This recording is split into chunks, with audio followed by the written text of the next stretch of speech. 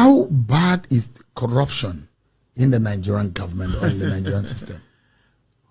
Some of the things I recovered were returned back to, the people will recover those things from.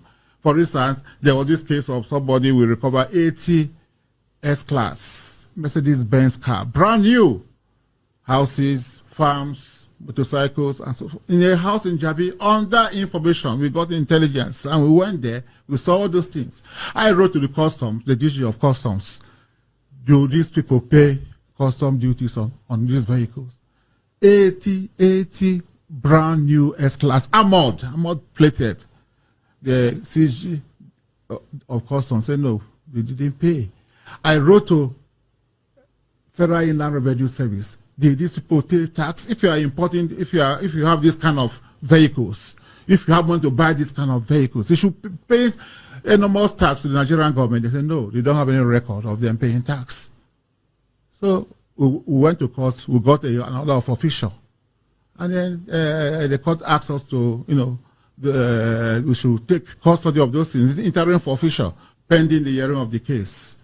So I did it. I did a memo to the Attorney General to brief him of what we were doing. But later on, the Attorney General said that all the cases I investigated, they never mandated me. One of them was, came through Panama Papers. You know about the Panama Papers? Mm-hmm.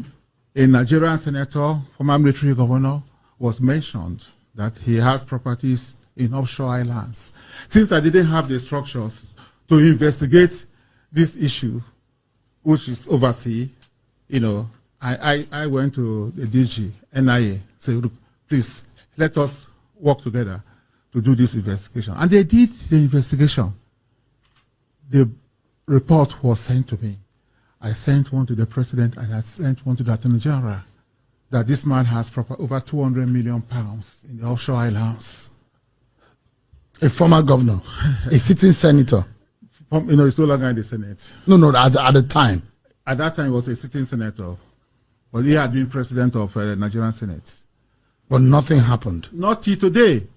What of the $69 billion? I got a letter, I didn't prompt them, from an American law firm saying that they have assets or access to a bank account in Texas that has over $69 billion US, proceeds from stolen crude oil. And the 9 billion, 69, the proceeds from the crude oil is 60 billion. The 9 billion is, they mentioned the name, Patrick Aziza, who was National Security Advisor.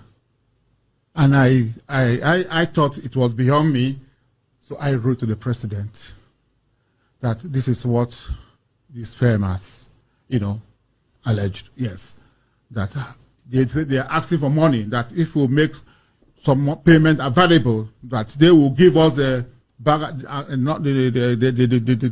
orders of the account number, the bank accounts, and so forth and so on. So I went to the president and said, approve, so that we can recover this money. 69 billion, it's a lot of money. Of course, nothing came out of it. Up to now. I also did a letter to Attorney General to brief him. But do you know what he said? The day he saw my wife, he laughed in a very sarcastic manner. I think Obla claimed that he will recover 69 billion US, as he recovered the money. He was being sarcastic.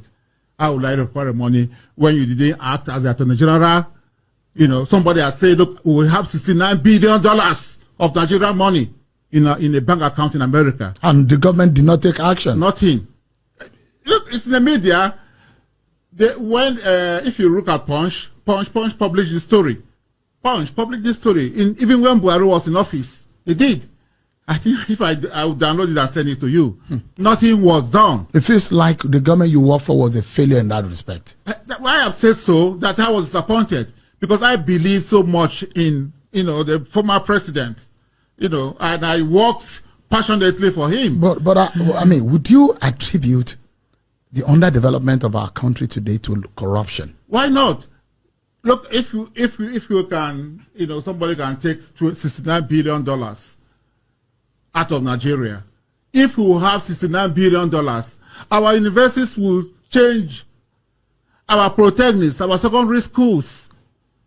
You know, who have water, who, you know, and this is just a tip. That is just a tip of the iceberg. There are so much more. More.